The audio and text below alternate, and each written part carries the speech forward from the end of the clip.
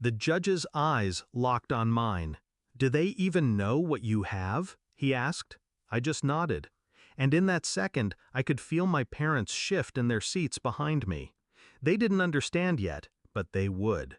10 years earlier, the night my life split in two, there was no warning. A knock at my apartment door. I opened it, and there she was. My sister, hair messy, face pale, clutching a bundled baby to her chest like she didn't know how to hold it. "Take her," she whispered.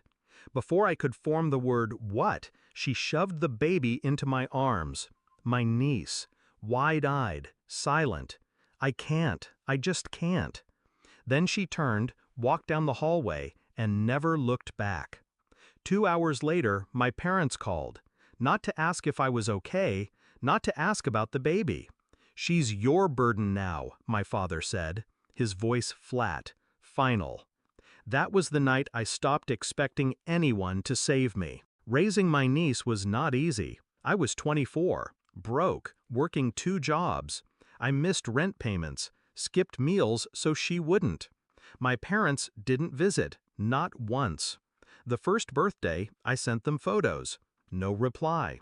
The third birthday, I stopped trying. My sister? She vanished. No calls, no letters, no trace. And then, 10 years later, the call came.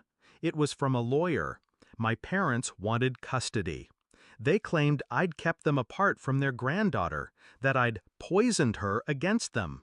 I didn't yell, didn't cry. I thanked the lawyer for informing me. Then I hung up and pulled the shoebox from the back of my closet.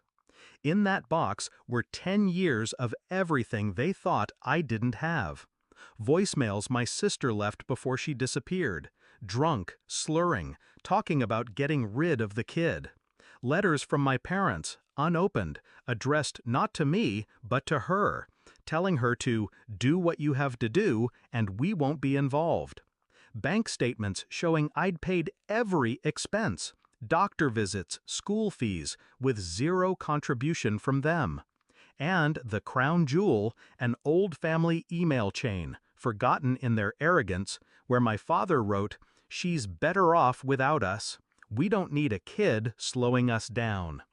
I didn't just have evidence, I had their words, preserved in their own handwriting. For months I prepared, quietly. No one knew. I hired the best custody attorney I could afford. He was expensive, worth every cent. We built the case brick by brick. No emotion, no gaps. Every school record, every hospital visit, every receipt. 10 years of proof that I was her only parent. And the sealed folder? That was for the final strike. Court day. My parents came in confident, my mother in pearls, my father in his smugness. They smiled like they were here for brunch. Their lawyers started with lies, painted them as concerned grandparents who'd been cut off by my vindictive behavior. I kept my eyes on the judge, my pulse steady. When it was my turn, my lawyer spoke first. Then he handed me the sealed folder. I stood. My voice didn't shake. "This," I said, laying it on the desk before the judge, "is a record of 10 years. Every decision they made, every word they wrote, every dollar they refused to spend." He opened it. I watched his eyes move over the emails, the voicemails, the bank records.